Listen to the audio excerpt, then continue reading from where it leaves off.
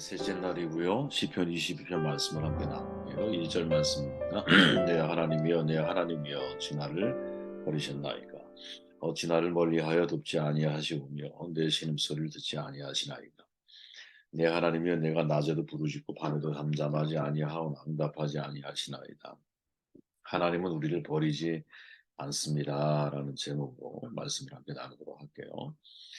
시편 22편은 이사야 53장과 더불어서 예수 그리스도의 고난에 대한 예표, 또 그림자가 되는 말씀으로 잘 알려져 있죠. 1절부터 내 하나님이여 내 하나님이여 어찌 나를 버리셨나이까. 우리에게 너무나 익숙한 고백이 담겨 있습니다. 표제어가 다윗의 시 인도자를 따라 아엘렛 샤얄에서 맞춘 노래라고 표기되어 있죠. 이 시는 다윗이 인생의 사망의 음침한 골짜기를 걸어가는 중에 기록한 것인데 그때가 언제인지 정확하게 밝히지 않고 있지만 사울 왕에게 쫓겨다닐 때가 아니면 아들 압살롬의 쿠데타를 피해 다닐 때에 기록하는 것으로 보입니다. 왜냐하면 그때만큼 다윗이 고통을 당한 적이 없잖아요. 그죠? 내용의 처절함으로 미루어 아들의 반란에 왕궁을 나가 맨발로 감람산을 올랐던 때로 생각이 되지만 바세바 사건을 전혀 언급하지 않는 것으로 미루어 사울 왕에게 쫓겨 다닐 때일 가능성도 포함되어 있다라는 거죠. 표제어에 있는 아엘렛 사할이라고 하는 단어의 뜻은 사슴이라고 하는 곡조예요. 사슴이라는 곡조 이렇게 기록이 되어 있어요. 우리나라 작가의 목에 길어 슬픈 사슴이라고 하는 표현 여러분 기억하시죠? 아마 지금 이 표현 자체가 우리에게 있어서는 다윗이 지금 얼마나 연약하고 또 얼마나 사실은 슬픔 가운데 있는지를 우리에게 암시해 주는 것이 아닌가 이런 생각을 해보게 됩니다. 그렇다면 이 시편이 우리에게 전하는 교훈이 뭘까? 시인의 이 어려운 상황 속에서 보여주는 영성이 우리에게 전달하려고 하는 교훈이 뭘까? 초점을 거기에 맞춰서 말씀을 한번 나눠보면 우리가 잘 알죠. 가상치론의 네 번째 가상치론은 뭐냐? 십자가에서 예수님이 남기셨던 일곱 가지의 말씀을 말하죠. 그 중에 네 번째가 뭐냐? 엘리 엘리 라마 사박다니라고 하는 고백이죠. 우리말로 표현하면 나의 하나님 나의 하나님 어찌하여 나를 버리셨나이까. 바로 이 시편 22편 1절에 있는 말씀을 예수님이 그대로 차용을 하신 것이죠. 우리 거꾸로 질문해 봐야 되죠. 나의 하나님 어찌하여 나를 버리셨나이까. 다윗의 고백인데 이 다윗은 무슨 억울한 일을 당했기에 처음부터 이런 호소와 절규를 토해내는 말로 시를 시작을 하고 있느냐. 6절 말씀에 보니까 나는 본래요 사람이 아니라 사람의 비방거리요 백성의 조롱거리니이다. 나를 보는 자는 다 나를 비웃으며 입술을 삐죽거리고 머리를 흔들며 말하되 다윗은 지금 자기가 다른 사람에게 사람이 아니라 벌레 취급을 당하고 있다라고 고백을 하죠. 이게 참 쉬운 표현이 아니에요, 여러분. 왜냐하면 내 인생 정말 벌레 같다. 사람이 지나가다가 발로 밟고 손으로 짓눌려 죽이는 거 아니에요. 그런 처참한 자기의 상황과 환경을 지금 표현하고 있는 거죠. 11절에 보니까 나를 멀리하지 마옵소서. 환란이 가까우나 도울 자 없나이다. 누군가로부터 버려짐을 당한다라는 것. 그죠? 첫 고백은 하나님이 나를 버린 것이라고 고백을 하고 나는 벌레여 사람이 아니라 사람에게 내가 버려진 것처럼 고백을 하고 11절에 나를 멀리하지 마옵소서 환난이 가까우나 도울 자 없나이다. 하나님께 마치 하나님께 버려진 것 같았던 상황 속에서 다시 하나님의 도움을 구하고 있는 다윗의 모습을 우리에게 소개해 주고 있죠. 누군가로부터 버려짐을 당한다라는 건 매우 비참한 거거든요, 여러분. 사랑하는 가족, 가까운 지인, 어제의 동료, 내가 버림을 받는다. 이런 현실을 경험한 사람에게 정말 위로가 될 수 있는 힘이 뭘까? 우린 질문하지 않을 수가 없죠. 저나 여러분이나 인생을 살다 보면 내 의지와 상관없이 버림받는 일을 경험을 합니다. 어린 시절에 부모에게 버림받은 부하도 있고, 사랑했던 배우자에게 버림받은 사람도 있을 거고, 평생을 일한 직장에서 혹은 몸바쳐 헌신했던 그 어떠한 공동체에서 버림받은 사람들도 있습니다. 버림받는다라는 것은 고통스러운 일이거든요. 견디기 어려운 상황입니다. 영혼의 깊은 트라우마를 남기죠. 버림받는 순간 우리가 경험하는 것은 단절감이죠. 이 세상에 나 혼자 버려진 것 같은 분리된 느낌, 절대 고독을 우리가 경험하게 되어 있습니다. 그래서 괴로워하고 아파하고 눈물을 흘리죠. 이때 이 시간이 흘러갈수록 내 인생의 무력감에 빠지게 되고 공동 목표 상실하게 되죠. 버림받은 나 자신과 반대편에 남아있는 사람들을 자꾸 비교하면서 버림받은 내 자신에 대한 열등의식의 노예가 되어 그것이 심각해지면 분노의 감옥에 갇히게 되고 그래서 버림받았다라고 하는 렌즈를 가지고 세상을 바라보는 거죠. 우리가 잘 알지만 옛날에 참 연쇄 살인범이죠. 유영철 씨가 자기가 어렸을 때 버림받았다라고 하는 사고를 가지고 반사회적인 장애의 모습을 보여준 거 아니겠어요? 그죠? 분노가 그렇게 표출이 되는 거죠. 물론 그게 다 합리화시킬 수는 없다고 생각을 하지만 그런 일들이 있다라는 거예요. 그러나 우리가 주목할 것은 성경에 보면 버림받은 사람들이 귀하게 쓰여지는 이야기가 너무 자주 등장을 하죠. 요셉 형제들에게 버림받았잖아요. 근데 하나님은 애굽의 총리로 사용하시죠. 모세 통족에게 버림을 받죠.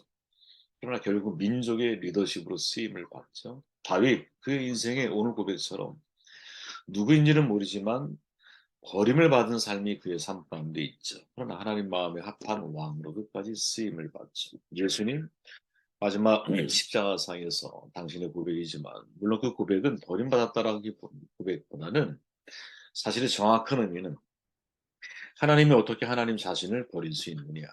엘리리 라마 사막다니가 예수님의 입을 통해 고백되어졌을 때는 내가 나를 버린 거죠. 이게 십자가입니다. 내가 나를 버리는. 다른 사람이 나를 버리는데 의미가 좀 달라. 하지만 어쨌든 예수님은 자기 백성들에게 버림을 받으시죠. 네? 그리고 인류의 구세주로 부활을 하시는 거예요.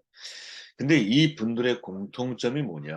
사람들에게 버려졌다라고 판단되는 순간 하나님을 주목한다라는 거죠. 저는 여기서 인생은 두 갈래로 갈라진다고 봐요.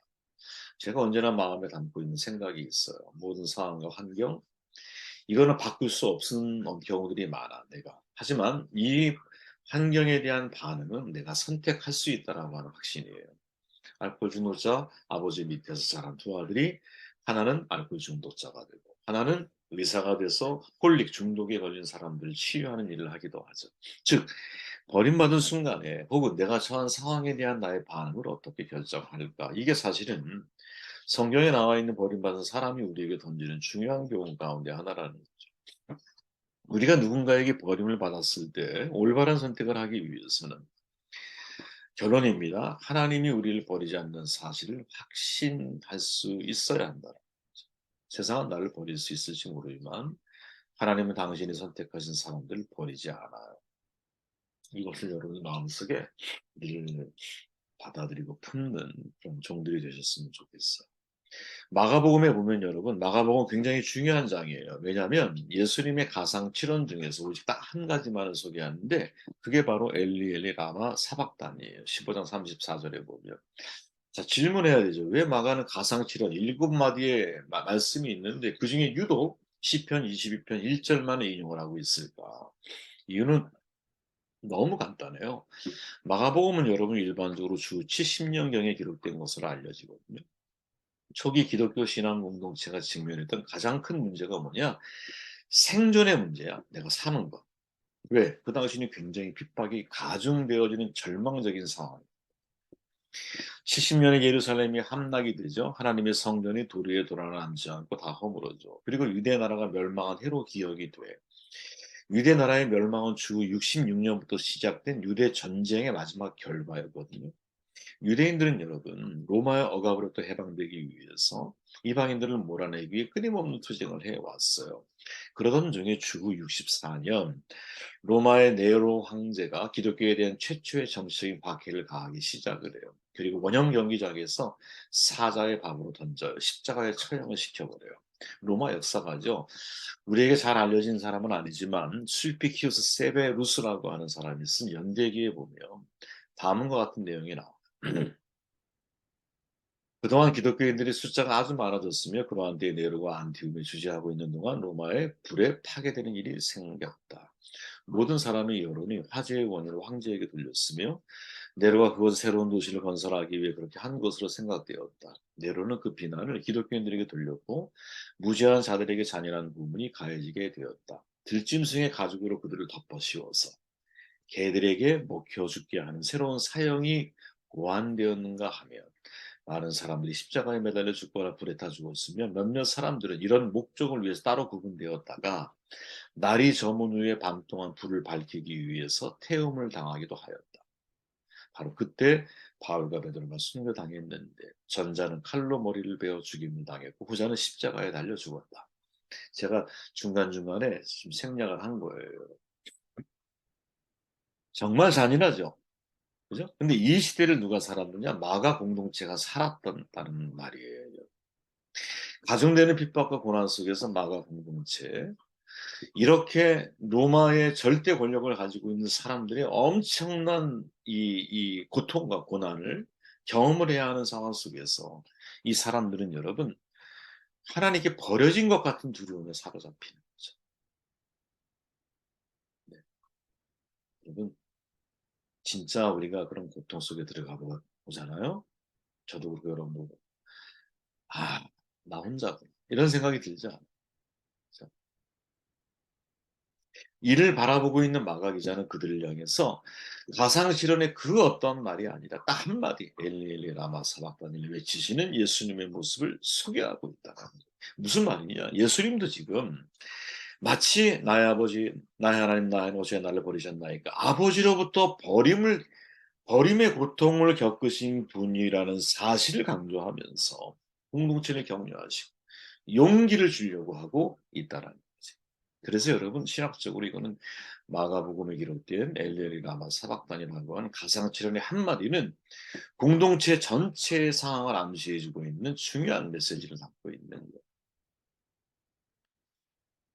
혼동하면 안 됩니다. 예수님의 이 버려지는 고통은 내가 나를 버리는 거지. 이게 진짜 그리스도인이 경험해야 할, 아니 실천해야 할 고통은 이거예요. 내가 나를 버리는.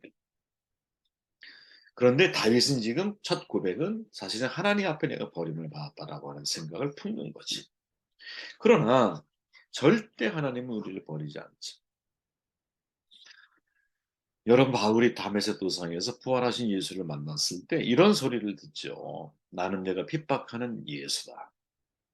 근데 여러분 이 말씀은 잘 고민해야 한다 그랬잖아요. 왜? 바울은 예수님을 만난 적이 없기 때문에 그래. 그런데 어떻게 예수님을 핍박을 해? 그러니까 지금 이 말은 뭐냐면 예수님은 핍박당하고 있던 사람들과 함께 있었다는 거죠. 순교당하는 사람들과 함께 있었다.